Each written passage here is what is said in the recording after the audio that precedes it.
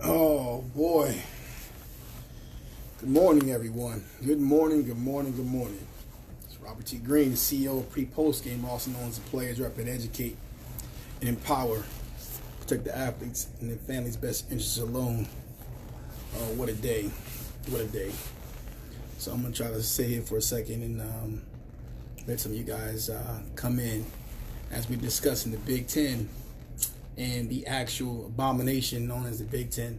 Now, it's realities of what college athletics has always been and always been about, pertaining to the quote-unquote student athlete, the parents, the unfortunately uneducated, uninformed, and grossly unrepresented client base that basically generates billions of dollars. Let me see if I can get my man, Mr.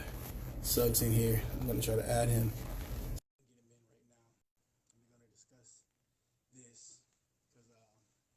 What I like to say is this is the beginning to the end of the Big Ten and specifically the NCAA. I'm going to catch you guys all up. The Big Ten is now decided to participate in football starting as of October the 24th, I believe. The one thing that people don't realize when Big Ten United was formed before the conference was actually canceled, one of the things that the student athletes requested was to have adequate rapid medical testing, third party actual representation regarding looking at the actual data and criteria to give them an informed decision based off of where they stood. Now, as you've seen as of yesterday, where Ed Ogeron, head coach of LSU, said that the majority of their football team had COVID-19, but just remember, it's a couple months ago before they started, a lot of people on these major networks are talking about that the safest place for these players to be is actually on campus. While we know that, as you know, the numbers up to 200,000 almost of actual people that's actually in there. Hold on one second, I'm bringing them in. Now we know the actual people that actually spoke on these things, saying that the safest place to be is to be on campus. That's not true. As the football season is about to start and begin, you have an entire SEC program when you know that in the South, COVID-19 was rapid and rampant. We also know that several programs in the ACC and also the Big Ten were not reporting accurately about what was actually going on. They were lying to you. They were lying to your kids. And again, the person that's leading the charge, the person that speaks on herd mentality, specifically saying there's only going to be one person who's going to go away. These are the same people that's directing your kids to risk their lives and their futures to pay predominantly of these Caucasian coaches and institutions' bills. Trust the facts, not the process. When I said that sports is not a game, sports is all a business, I mean exactly what I say. The fact of the matter that the Big Ten has decided to play does not mean, because as I look and see, we scroll down with some of the criteria is, what you also need to understand from a societal standpoint is that when the players responded saying that they're not going to play without the third-party testing, different than the Pac-12, that you realize that day-to-day people that they want to label essential workers, when again the reality is they're saying you're sacrificial workers because they're willing to lose you in the jobs you have to actually protect in them. This is the same situation, same microcosm we have going on in society pertaining to college. The difference is that you have uneducated, uninformed student athletes chasing a dream, trying to provide something for their family. They don't understand how they're going to be able to get that because it's a business. They don't understand you either in the business or you the business. Understand, parents and athletes, every decision that you make, you're dealing with somebody in business. So if you don't understand your own business, how do you plan or expect to be successful in this going forward? It is absolutely impossible. If you see behind me, and I can't even tell what that is when I look back, okay, that's McAfee. That's one of these the companies that utilizes technology and data protection through viruses and computers and things of that nature. See that big logo on that building that they probably own right there? They pay for that logo. That's because they understand that they are a business and they're protecting their business. Making the decision that you don't have proper, adequate testing, you're not being compensated, you're willing to risk your life, you're willing to play bowl games and jeopardize millions of dollars in future earnings, health and wealth, not understanding how myocarditis affects you as a young African American man in your heart, to go out there and risk it all so these people can make billions of dollars off you in 8 weeks in exchange for a hat and t-shirt is extremely unfortunate, but the reality is it is dumb. It is absolutely dumb. Now, the people that are we want to play crowd, understand, I could care less about your feelings. I can care less what your thoughts process are. I can care less about what you believe, what you do not understand. What we do know is that the only time that you have to care about these actual athletes is when they're actually doing something at the best interest of you, not themselves. That's how college football started. That's where it is today. 150 years later, 1906, 151 years later, what we have right now. You have young men who have nothing to gain but everything to lose in the grand scheme of things. In a pandemic where you tell the students they cannot return to campus, but you have the athletes come out there and want to have the audacity to call it amateurism. Pay the players, no pay, no play. The lawyers are on deck. I can assure you, if my company and myself specifically get a call about anything that's not going right in any of these schools, parents spread the word. Any Big Ten school, any Big Ten coach, they're violating your protocols. They're not reporting. Somebody gets COVID at the end of the day that they're not telling you. They someone that, again, specifically we know in the ACC, you ask how these things are happening. We know in an ACC school, a Power 5 ACC school, one of the biggest ones in the country, when you have a girlfriend who has COVID, but again, you got the young man that's on the team sleeping with this girl, but that school did not want to report the fact that that girl had COVID, that he was sleeping with her. Therefore, he was not tested. Trust the facts, not the process. We know where all the bodies are buried, and the gloves are off. The fact of the matter is, if no one else is willing to stand up, specifically you parents, to protect your own kids' best interests, then once again, it's unfortunate. I was told today, when you care about someone else's best interests more than theirs, it's not going to work, and I wholeheartedly agree with that. If I care more about the athlete's best interests or the kid's best interest than the parent or the kid themselves, we have a problem. But that's what the industry counts on. The industry counts on what you do not know and what you do not understand. On the fact that when someone says, hey, sign this pledge, when it's actual liability waiver because you don't understand law. The industry counts on for you to sign a letter, the national letter of intent, which is a one-way document locking you in. The industry counts on someone telling you a lie to your face and you actually accepting it because the coach said trust the process. They count on that. But in 2020, with technology, 2020 understanding and knowing your worth as you should know your worth, if you expect to get to where you want to be, if you want to secure the bag, if you will, and maintain that bag, you must understand every decision that you make either benefiting yours or their best situation. And if you really start to think about it and ask yourself a question, throughout all the recruiting, throughout all the people in this industry that sports traffic you to one person to the next, when have you ever made a decision that's in your own best interest? Or are you even capable of understanding how to make that happen? Now, normally, when it comes to our company, pre-posting, we help provide those things for you to ensure your long-term generational wealth, mental wealth, health, well-being, and stability. But in this type of scenario, just because the Big Ten said we want to play and they put things back in place doesn't mean you have to play. Once again, it goes back to, are you who you want to be? Or are you going to be what they tell you to be? And if you look around, if you're going to be that person, what they tell you to be, show me the person how that worked out for.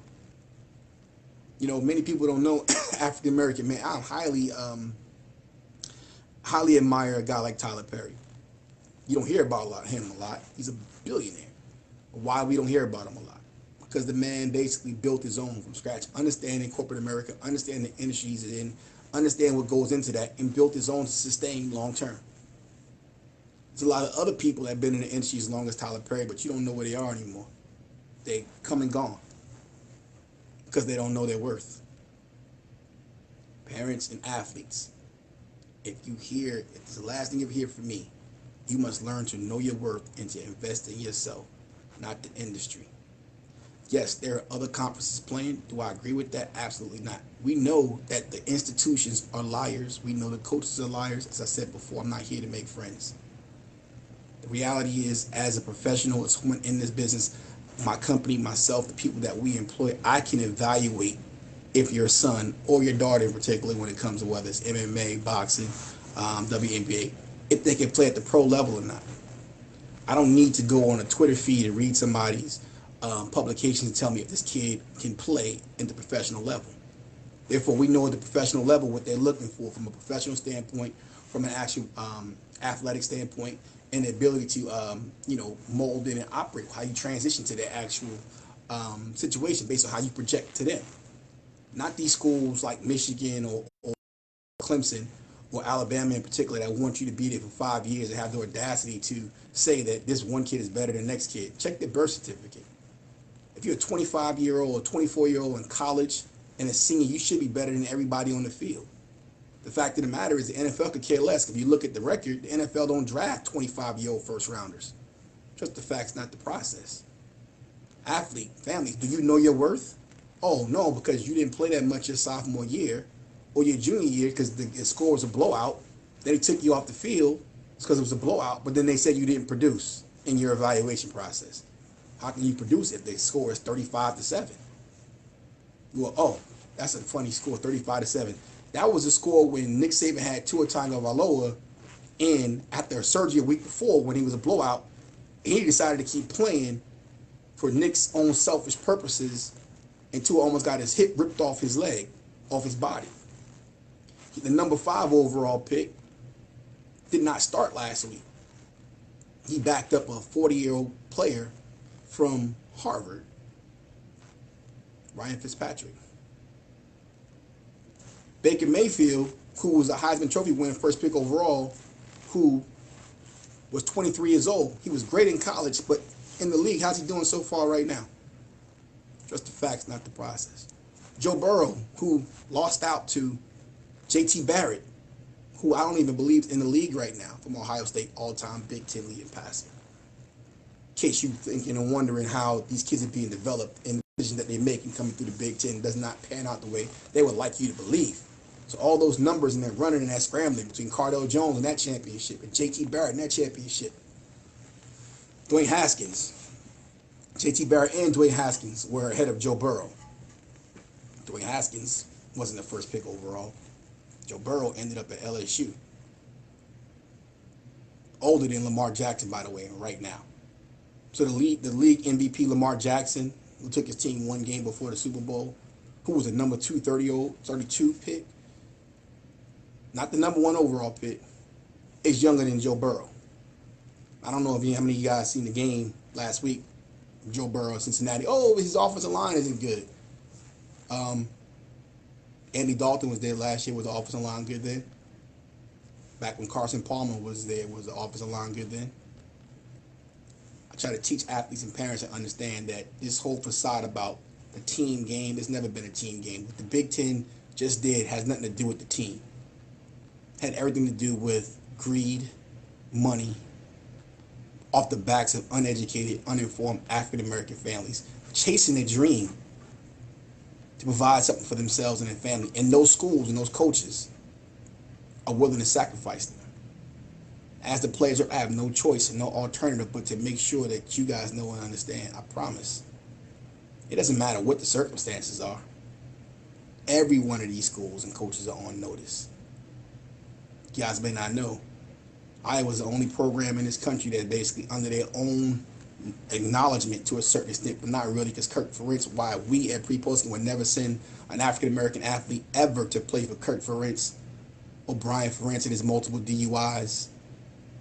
Because at the end of the day, they're not qualified or worthy to recognize the actual importance, not only the culture, but the lives of the African-American athlete. And they've shown that for over 20 years, including Chris Doyle. I am not here because I need someone to like and follow and share what I say, because I've got to this point by understanding what has happened, not only to them, but to me, and what will happen to future athletes if I don't do what I'm doing today. Because everybody jumping up and down right now because the leader of the herd mentality has now pushed some more unpaid African-American labor to work for the United States of America without proper and adequate compensation and protections against those that so-called are their best in their best interest, those coaches. I don't care if I see every single one of those coaches in Big Ten fired 2 weeks from now. They deserve it. The decision that they just made in the pandemic as the numbers continue to spread is deplorable at every level. For guys like Greg McElroy and Danny Cannell, who shouldn't even play football, you were basically on that team just because you had to fill a quota in this actual business, were not worth the time that is given to you on ESPN every morning. Dispute is garbage.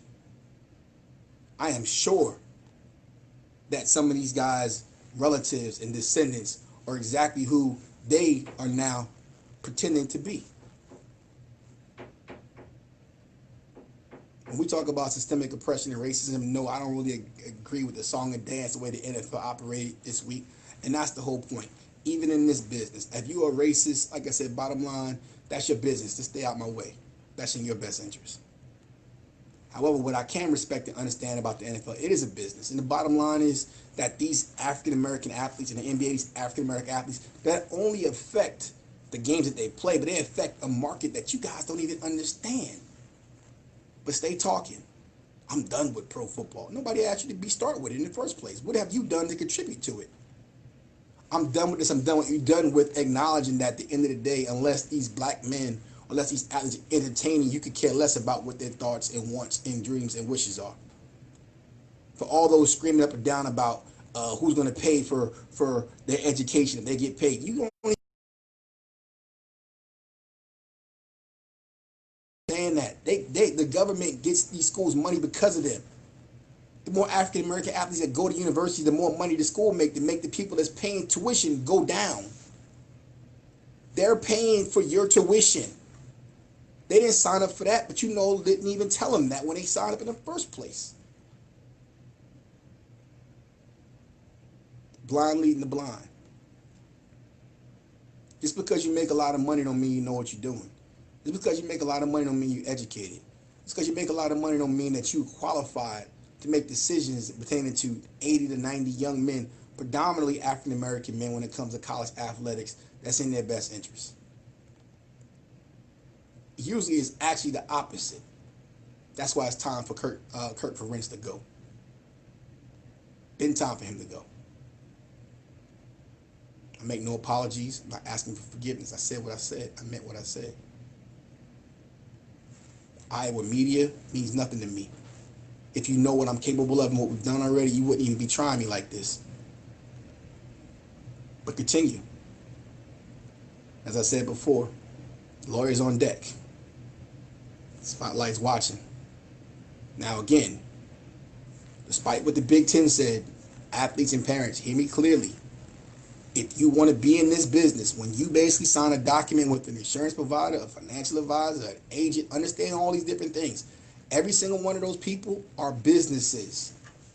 How do you expect to sustain or grow or maintain this business if you're not the actual business? Or are you just going to be the person to generate revenue for their business until they say next man up? Because that's what's happening to you right now with the Big Ten. I employ you to educate and empower, protect yourself. For more information, for support, consultation, in this matter, any other matter, contact at prepostgame.com. I'm the pleasure to educate, empower, protect the athletes and their families' best interests alone. You guys be well, be blessed, and have a great day.